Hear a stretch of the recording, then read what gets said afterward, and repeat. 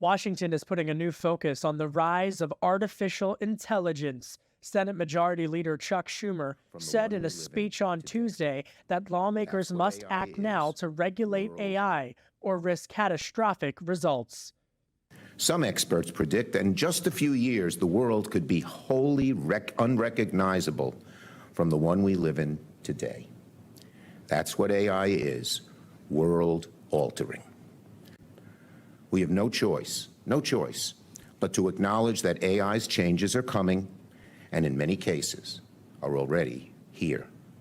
We ignore them at our own peril. Many want to ignore AI because it's so complex. But with AI, we cannot be ostriches sticking our heads in the sand. President Biden traveled to San Francisco earlier this week to meet with top AI officials. As I've said before, we'll see more technological change in the next 10 years than we've seen in the last 50 years, and maybe even beyond that.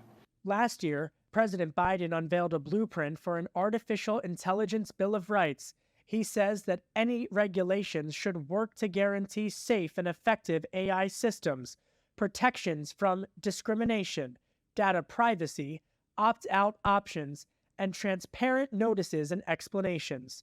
This month alone, a bipartisan group of lawmakers have put forth two separate proposals relating to artificial intelligence.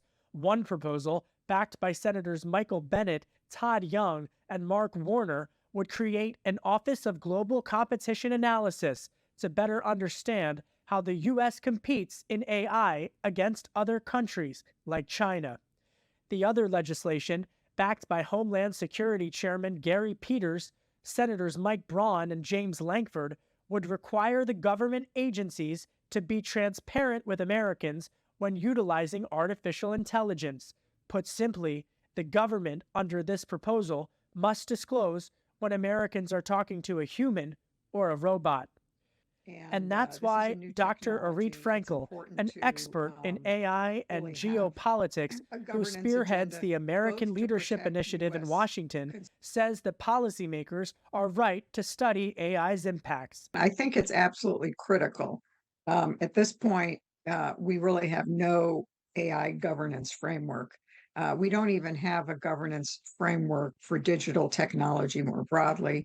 We don't even have a federal privacy regulation.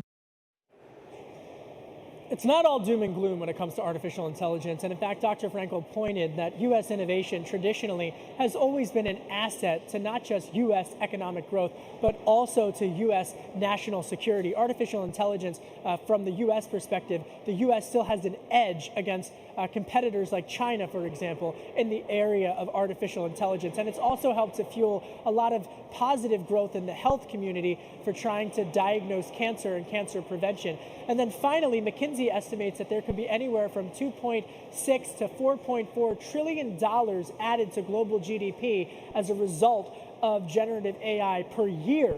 And I don't know if you caught this, Veronica, but the Grammys just came out. The Grammys, it's not just Wall Street and Washington, it's also Hollywood. They said that AI cannot win a Grammy Award for music. So Hollywood's having to take a look at this thing too.